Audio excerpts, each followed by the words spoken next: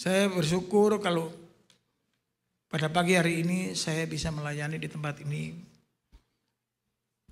Diizinkan oleh Pastor Lukas sama Ibu dan seluruh pengurus di tempat ini.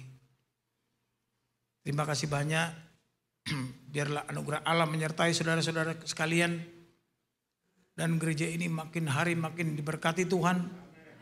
Makin melebar ke kanan, ke kiri, bahkan ke atas. Apakah saudara yakin dan percaya? Amin. Hanya doa yang sanggup merubah keputusan Allah. Apapun yang terjadi di dalam kehidupan saudara, saudara tidak boleh gentar. Saudara tidak perlu takut. Karena lewat doa, Tuhan memberkati kita. Tuhan menolong kita. Tuhan menyembuhkan kita. Baik, kita buka firman Tuhan. Yohanes 5.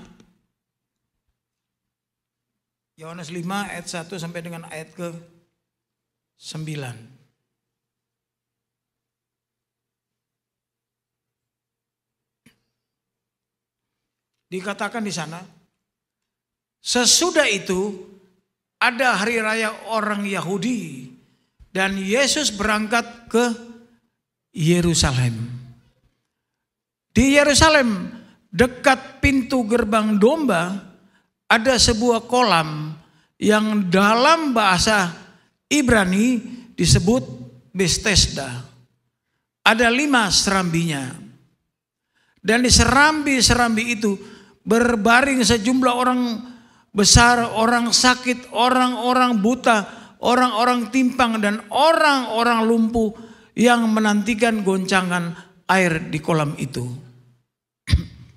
Sebab sewaktu-waktu turun malaikat Tuhan ke kolam itu dan menggoncangkan air itu, barang siapa yang terdahulu masuk ke dalam sesudah goncangan air itu menjadi sembuh apapun juga penyakitnya. Di situ ada seorang yang sudah 38 tahun lamanya sakit. Ketika Yesus melihat orang itu berbaring di situ dan karena ia tahu bahwa ia telah lama dalam keadaan itu, berkatalah ia kepadanya, "Maukah engkau sembuh?" Jawab orang sakit itu kepadanya, "Tuhan, tidak ada orang yang menurunkan aku ke dalam kolam itu apabila airnya mulai bergoncang. Dan sementara aku menuju ke kolam itu, orang lain sudah turun terlebih dahulu." Kata Yesus ini kepadanya, dan ini berlaku kepada kita semua. Amin. Kata Yesus kepadanya, "Bangunlah, angkatlah tilammu dan berjalan." Mungkin kita tidak dalam keadaan sakit secara jasmani, sakit secara rohani. Dan berikutnya apa dikatakan? Ayat terakhir, dan pada saat itu juga sembuhlah orang itu, lalu ia mengangkat tilamnya dan berjalan, tetapi hari itu hari Sabat. Amin. Saudara-saudara yang dikasihi Tuhan, ayat ini sungguh-sungguh memberikan kekuatan bagi kita semua. Ayat ini juga menegur kita semua pada saat ini, hari ini di Yerusalem. Kalau kita sedang turun, kalau nanti kan saudara akan ke Yerusalem. Kalau kita di pegunungan di Yerusalem akan turun masuk kota Yerusalem. Di sana ada sebuah kolam. Kolam Bethesda. Kolam ini sangat penting. Dan ada 5 serambinya. Tetapi kalau kita sedang turun dan kita mulai nyanyikan lagu Yerusalem, saudara tanpa sadar akan meneteskan air mata. Lagu ini berkata, "Oh Yerusalem, kota mulia, hatiku rindu ke sana. Apakah saudara mau ke sana?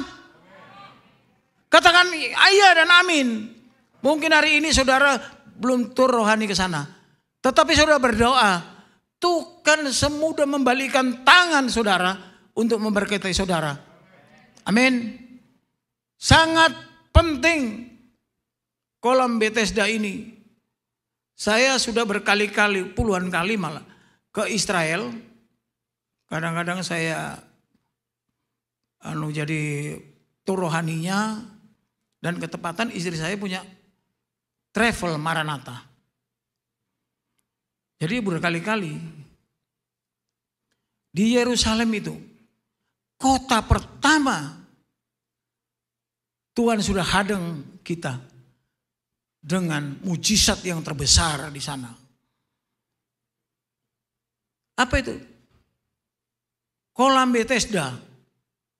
Tetapi saat ini kolam itu sudah kering. Karena Tuhan tidak perlu lagi kita harus ke sana. Sudah kering. Kenapa apa? Ketika kita menyanyikan pujian-pujian kepada Allah, ketika kita menyembah Dia, ketika kita agungkan hati kita ke atas, Roh Kudus akan berbicara kepada saudara. Dan akan terjadi perubahan yang besar sekali di dalam kehidupan saudara. Inilah saudara, kekuatan yang besar yang Tuhan berikan kepada kita. Ada dikatakan di sana ada 5 serambinya. Serambi itu bilik-bilik. Dan di 5 serambi itu berbaring macam-macam orang sakit. Dikatakan orang timpang, orang buta, orang lumpuh, macam-macam. Penuh di sana. Di 5 serambi itu. Di salah satu serambinya ada seorang yang kakinya apa? Dikatakan lumpuh. Kakinya lumpuh. Dan orang ini sudah 38 tahun lumpuh. Dan dia tetap di kolam Bethesda ini dengan tujuan kalau malaikat Tuhan turun menggoyangkan air di kolam itu. Siapa yang terdahulu masuk dalam kolam itu akan sembuh. Ya tentu dia nggak bisa terdahulu. Sedang dia berjalan ke sana aja nggak bisa, lumpuh. Mungkin sudah ditolong orang lain sudah masuk di sana. Tapi suatu ketika saudara-saudara, ketika Yesus sedang berjalan di kolam itu, kalau pikiran saya, dia pasti sadar. Dia berkata, Tuhan, tolong saya. Dan ketika Tuhan mendengar dan Tuhan berkata, maukah engkau sembuh? Dia berkata, Tuhan mau. Pertanyaannya adalah, kenapa orang ini tahu yang memanggil itu Tuhan? Sedang dia mungkin belum pernah melihat ataupun apapun juga. Tetapi dia sudah percaya. Apakah kita perlu lihat Tuhan baru kita percaya? Ataukah kita percaya? Kita sudah percaya. Orang ini percaya. Kenapa? Roh Kudus sedang berbicara. Yang datang itu adalah Tuhan. Dan dia peka dengan suara Tuhan. Kita jangan peka dengan suara iblis. Kebanyakan kita ini peka dengan suara iblis. Wong Surabaya loh, peka mbak suara iblis. Aku lah wong Surabaya. Wong Surabaya sakti-sakti loh. Tadi saya katakan, lah negara adidaya itu loh. Takutnya sama bom, takut sama nuklir. Macam-macam ditakuti. Lah wong Surabaya kok yang dibedeni. Takut sama apa? Nuklir. Enteng. Orang nuklir emplok kok, ditelan. Iya nuklir lah ditelan, dimplok aja. Apa? Bom, podo aja, ditelan pisan. Dimplok kabeh. Ya enggak, ya apa enggak dimplok. Sambelnya aja sambel mercon. Iya kan? Bakso loh. Ya orang sana gitu. Banyak kepercayaan yang aneh-aneh. Katanya orang Jawa ini, kalau ada orang meninggal, terus kucing ini loncat, hidup katanya. Ditanyakan percaya apa enggak? Saya bilang percaya saya. Hidup. Iya hidup. Memang kucingnya loncat karena hidup. Lah mati ya terus. Ya, seperti itu. Orang Surabaya tahu semua dah. Di Surabaya ada namanya patung Joko Dolok. Patung itu mendelik terus sih. Matanya mekar terus. Kayak sakit mata gak sembuh-sembuh. Orang bilang, Pak Fani itu kalau malam matanya bisa kedap-kedip. Ya namanya saya sekolah di Jawa. Yalah ini bucuk lagi datang. Ya tahulah. Kamu percaya enggak? Ya kamu aja yang percaya, saya enggak. Seperti itu. Kita punya keyakinan bahwa Allah sanggup menolong kita. Amin. Demikian juga dia peka dengan suara Tuhan. Sangat peka dengan suara Tuhan. Kita jangan peka dengan suara setan, suara iblis. Jangan kejadian demikian. Ada satu cerita. Kemarin itu ada balapan motor di Mandalika. Diundang lah, gak tahu yang undang siapa. Diundang benar ini. Apa yang diundang? Pawang hujan. Diundang pawang, saya ada di situ memang. Tugas, diundang pawang hujan. Ada teman saya satu lagi. Orang Bali. Wih pawang hujan katanya. Dia berdoa sambil jalan kelentang-kelenteng. Ini orang ini mau ngalahin Tuhan ini. Orang sebanyak yang sudah tidak percaya, apalagi bule-bule, diketawain dia. Dalam keadaan dia berdoa, datanglah hujan keras. Kata orang-orang rasa no kan. Terjadi demikian. Waduh ini kok kenapa seperti ini? Siapa sih yang manggil ini? Tapi ya udahlah, kepercayaan masing-masing. Saudara itu jangan percaya yang suara-suara iblis. Kadang-kadang kalau kita gagal, kita pergi ke paranormal. Kita pergi ke dukun. Nggak usah wong Jawa gitu. Biasa nih ngono nang Surabaya. Datang ke dukun, Pak. Ya bener Pak, datang ke dukun. Dukun itu kan syaratnya sama semua. Ayam hitam. Ayamnya hitam harus hitam. Banyak sekarang di mall-mall. Dulu susah. Bawa kembang 7 rupa. Nanti saudara datang ke rumah saya di Bali. Satu pohon kembangnya ada 4. Ada yang 7 mungkin. Pohon apa itu Pak? Kamboja. Gampang sekarang. Apalagi yang dibawa. Sama standar-standar semua itu. Dukun. Tapi orang dibujui gak sembuh-sembuh. Itu dukun. Datang lagi Pak. Di sana itu dukun udah gak populer. Itu orang pinter. Di mana? Di atas gunung. Gunung mana? Gunung Kawi. Lah orang bertapa kok pinter. Gak pakai baju kedinginan kok pinter. Ya anak sekolah ini yang pinter. Amin. Anak sekolah yang pinter. Pemain musik pinter.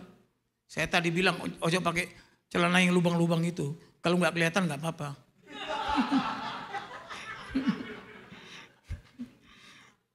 Kalau kelihatan gak enak. Karena di Jawa sana ya, itu namanya sundel bolong. Tahu nggak artinya sundel bolong itu? Orangnya sundel, belakangnya bolong. Belakang sini loh, itu sundel bolong itu. Tapi saya tidak pernah lihat. Karena roh yang ada pada kita jauh lebih besar daripada yang di luar kita. Takut dia. Oleh sebab kita nggak usah takut. Sekarang nggak top pergi ke paranormal. Ini terpaksa kesaksian ini ya biarin saya dimarahin enggak apa-apa. Pergi ke paranormal. Bilang lagi ke paranormal, ini orang yang paranormal pinter dan jago. Pastor Lukas ini adalah orang yang jago. Semua kita adalah orang yang jago. Tapi kita orang normal. Loh, kenapa kita mesti pergi ke orang yang tidak normal, paranormal? Saudara tahu, paranormal itu identik dengan orang gila. Orang gila loh didatangi. Tapi di Surabaya sana, waktu ada nalo-nalo, datang loh orang-orang, biar orang kaya datang. Mas, kira-kira besok keluar nomor berapa? Loh seperti itu loh. Untung dia tidak bilang pasang aja nomor gerejamu situ. Ya pokoknya. Ini kejadian benar. Ini kesaksian benar. Satu saat saya dipanggil sama Pramono Edi Wibowo. Ini adik kandung.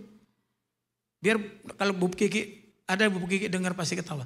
Adik kandung dari Ibu Ani Yudhoyono. Saya dipanggil dengan satu orang pendeta untuk pergi Semarang.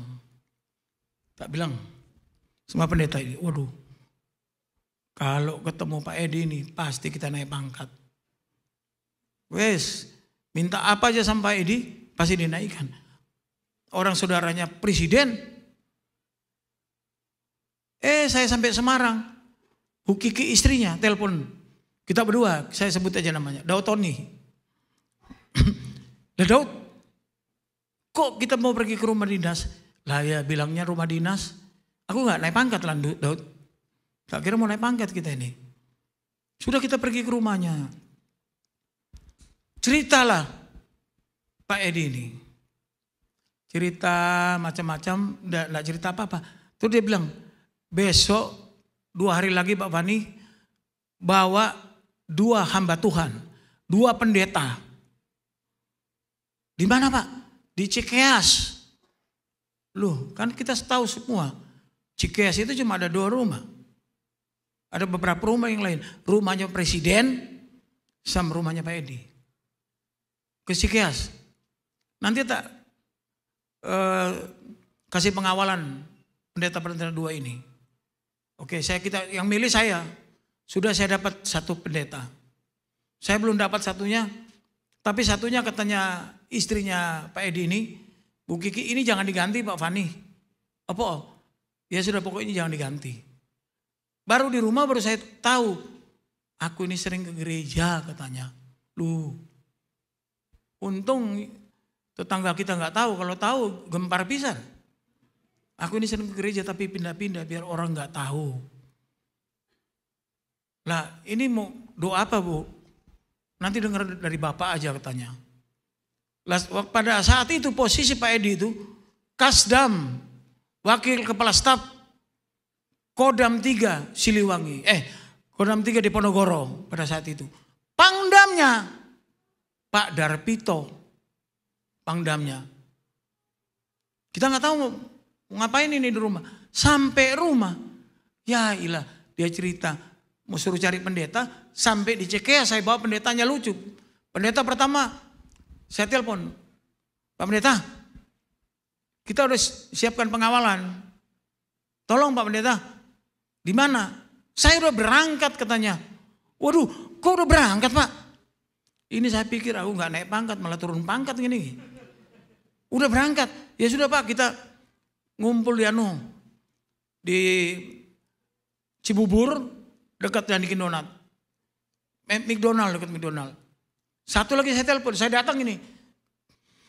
Orang yang sedang khotbah berapi-api kita tunggu.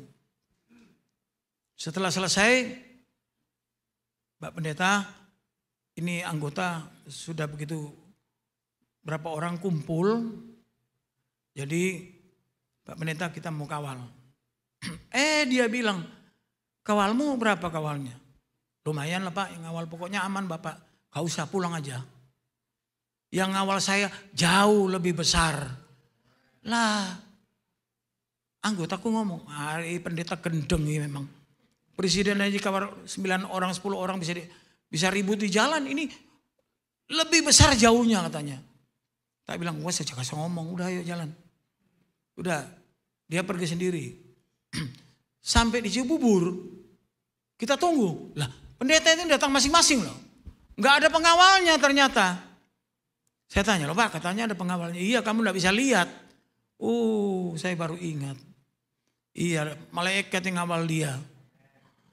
Kita nggak kelihatan lah. Dua pendeta ini sama omongannya. Yang lucu sudah sampai di rumahnya. Bu Kiki nggak kasih tahu apa. Pak Edi juga nggak kasih tahu. Pak Edi ini adik kandung dari Ibu Ani. Nggak kasih tahu juga ini sakit apa atau apa, ada apa. Wah, pendeta pertama berdoa. Dalam nama Yesus segala macam. Biar Pak Edi ini jadi bintang 4 tuh. Dalam nama Yesus itu toh doanya. Supaya Pak Edi ini berhasil. Udah satunya lebih nekat lagi. Pak Edi, apakah Bapak kenal Tuhan Yesus? Kenal.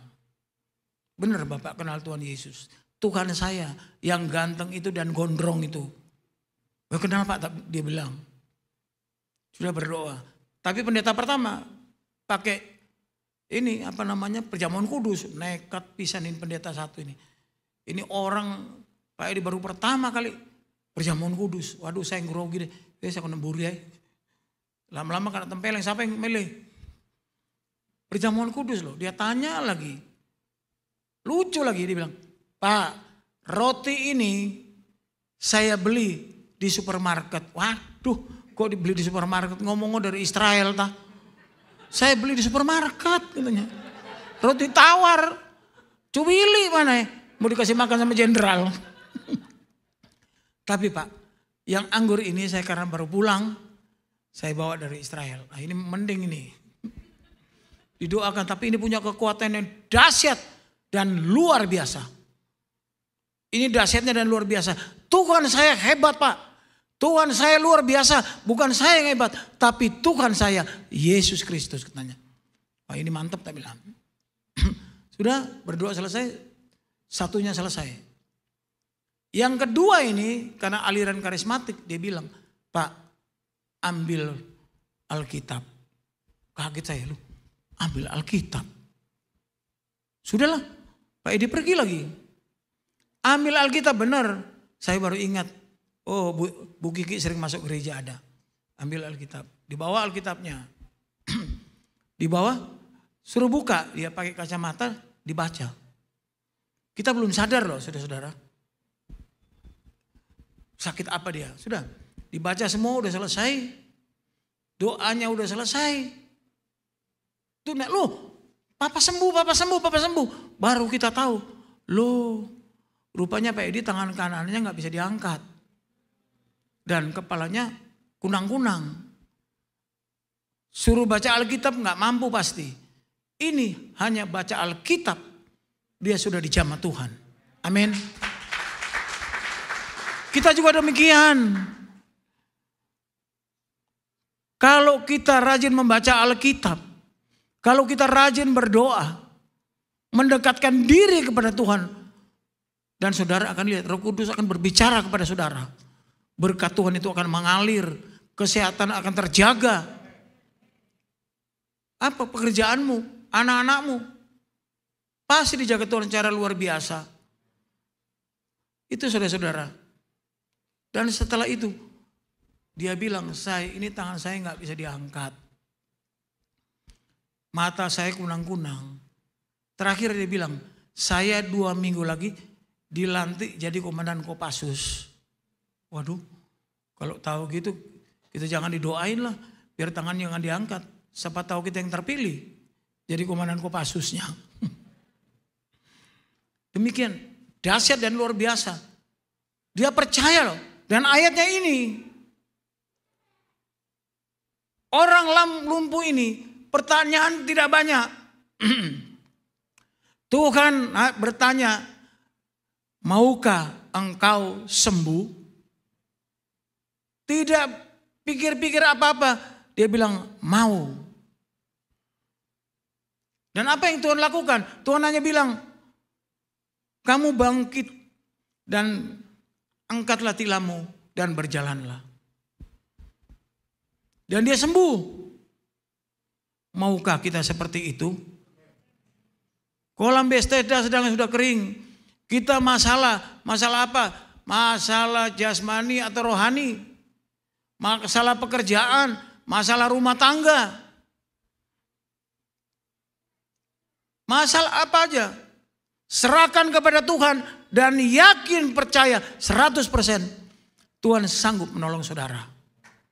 Ini yang perlu. Kalau saudara ada di tempat ini, di Philadelphia ini.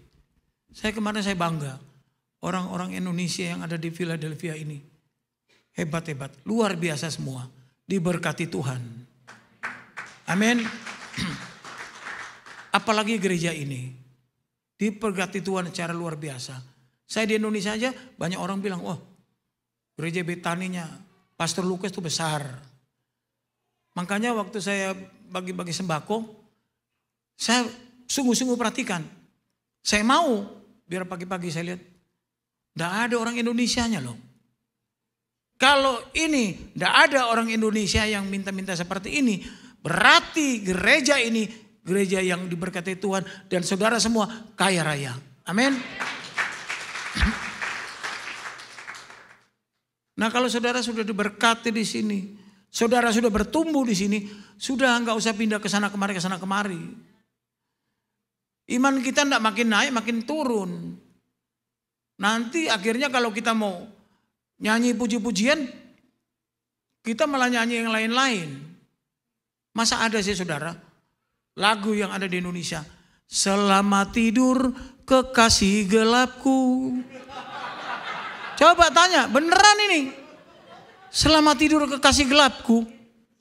Kekasih beneran aja nggak tidur-tidur kalau waktunya gajian. Udah nanya terus, ya udah berarti nanya-nanya ini ngerti nih. Mana uangnya Pak? Kamu udah waktunya gajian. Kekasih beneran aja nggak tidur-tidur.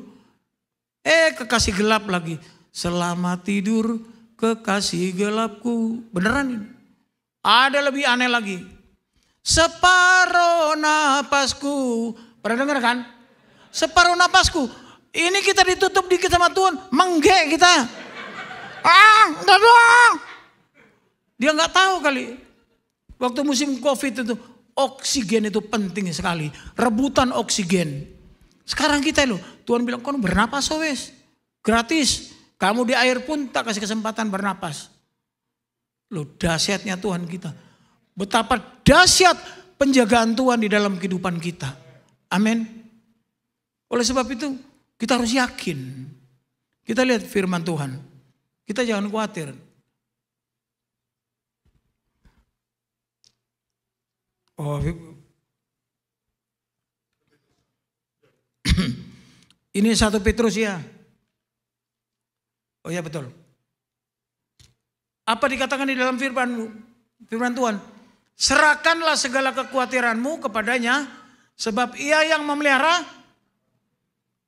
kamu. Serahkan segala kekhawatiranmu pada Tuhan. Karena ia yang memelihara kamu. Wes orang Indonesia ini sakti semua. Mau musim salju enteng. Saya sampai bingung, ada musim salju, ada musim apa katanya itu? Break, ada musim hujan, sampai bingung saya. Orang saya loh. Sekolahnya sampai banyak aja gitu, sampai bingung kok cuman apalin musim. Tapi orang Indonesia nggak penting lah. Saya datang ke Amerika, musim apa aja terserah. Karena Tuhan kok yang ngomong. Segala kekhawatiranmu kepadaku. Tuhan aku kedinginan, ya wes tuku jaket. Udah, aman kan.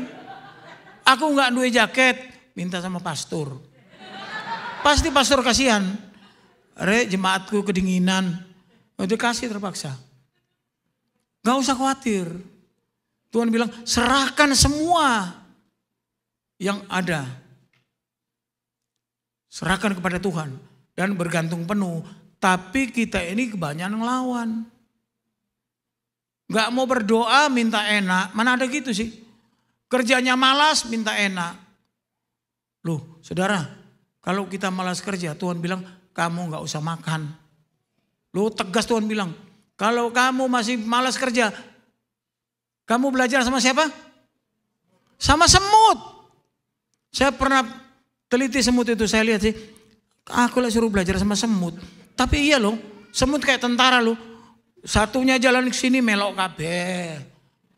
Nggak tahu loh tujuannya dia. Kalau kita tahan begini, kadang-kadang dia balik, kadang-kadang naik di tangan kita.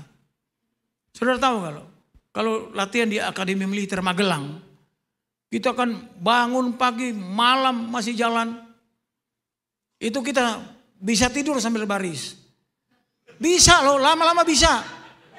Saya pertama kata kakak kelas saya, udah tenang aja, nanti bisa tidur. Woi, bisa ngikut loh. Bisa ngikut. Dan datang anak saya, dia mau masuk Akademi Militer. Yang kedua ini, dia tes, lulus semua. Dia masuk Angkatan Laut, nggak tak kasih tahu. Kalau tak kasih tahu nanti mundur. Dia bilang, wah Pak, repot Pak. Kalau Papa kasih tahu, aku nggak mau nih. Kenapa pendidikan 4 tahun? Udah, kamu setia aja.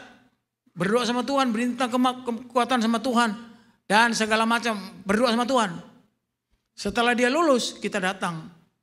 Dia bilang sama mamanya, kalau aku tahu katanya, susahnya kayak gini, enak mama di rumah tidur-tidur. Lah emang iyalah. Tapi dia naik pangkatnya cepat. Sekarang udah mayor, dia komandan di Sorong, di Papua sana. Itu semuanya karena anugerah Tuhan. Anak saya dokter 2 lulus semua. Teman-teman saya yang militer-militer tanya, Pak Fani ku bayar pakai apa? Ya bayar pakai duit. Lo pasti bayar pakai apa? Kasihan banyak teman-teman saya. Ini cerita bener. Pensiun kasihan. Nanti datang ke rumah. Duh aku bagiin dikit-dikit lah uang. Ya aku emang dia pikir ini pembagian atau apa ini? Mana anak ini? Bener loh. Datang, pan aku gak ada duit. Dari Papua sana datang. Dari Ambon sana, dari Medan. Datang ke rumah cari-cari saya di kantor. Mau minta apa? Minta duit. Istri saya berpikir gini. Lupa kenapa mereka gak diberkati?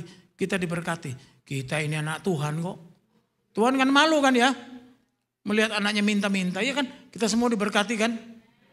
Iya walaupun celana yang lubang-lubang itu karena untuk gaya. Iya karena untuk gaya. Karena udah lubang mau ditempel apa? Jin lagi gak bisa ditempel loh. Jin. Seperti itu loh.